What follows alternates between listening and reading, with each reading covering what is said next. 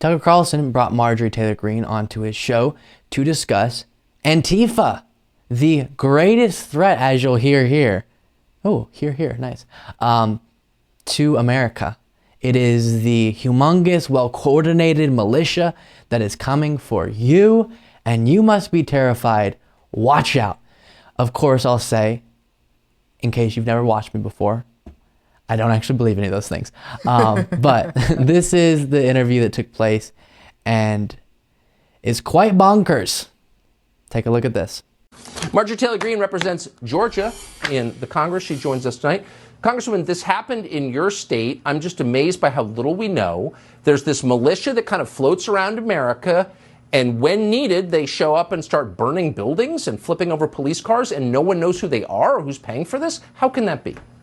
Well, Tucker, you laid it out just perfectly. And I think, honestly, America is sick and tired of Antifa. Look at what they've done over years now. Just from 2020, they're responsible for nearly $2 billion in damage and many people dead. But the war is against the police. And the reason why is because Antifa is the ground troops of the Democrat Party.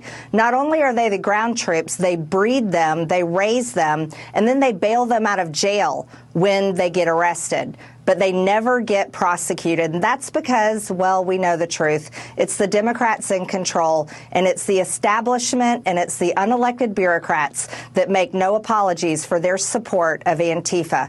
Well, it's time to do something about Antifa, and that's why I'm going to introduce legislation to declare Antifa domestic terrorist. So let's just go ahead and break this down. Up front, I'll say, because of all the videos playing on screen, of course, any individual who calls himself anything, whether it's Antifa or anything else, should be prosecuted if they're committing crimes, 100%.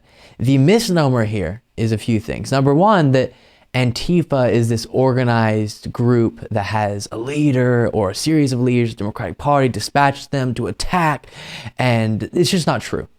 Antifa is just individuals who randomly call themselves that and aren't well coordinated and don't have a leader, aren't formalized, all those things. So it's just a fear-mongering device. And again, I say, anyone who calls himself Antifa, who goes and destroys property, should be held accountable. Of course, y'all know that's my stance. We do have to recognize their dishonesty in that clip, though. And then she said, I've heard a lot of people say, Antifa's killing all these people. And that's scary. If you're some person living your life and you watch Fox News for some reason that I don't understand, and you say, you hear them say, oh, Antifa is killing all these people and they're coming to a town near you, you're going to be really scared.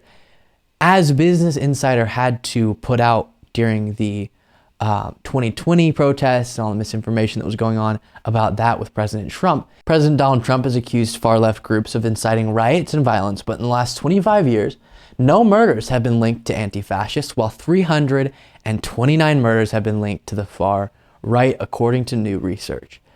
So it is so clear, so much research beyond that example I give you, time and time again when it's looked into, it is clear that right-wing political violence is so much more prevalent. It's not to say when they occur, you can't condemn the instances of left-wing violence. Absolutely.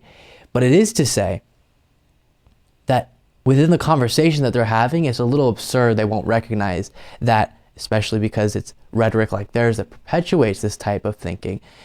There's a real problem going on their side. Instead, they want to make this depict this image for their viewers of an organized group that Biden can dispatch wherever he'd like at any given point to attack conservatives, to attack cops. And that's just a dishonest and completely not factual, not based in reality depiction of the world. Let me know what you think. Luke P. Beasley on Twitter. Thank you so much for watching. If you want to be a part of what makes this show possible, plus get access to the full video version of the show hours before any of the clips are uploaded to YouTube, plus get the extra bonus show every single Saturday, you can do so by going to patreon.com/Luke Beasley. That's patreon.com/Luke Beasley, and there's a link in the description.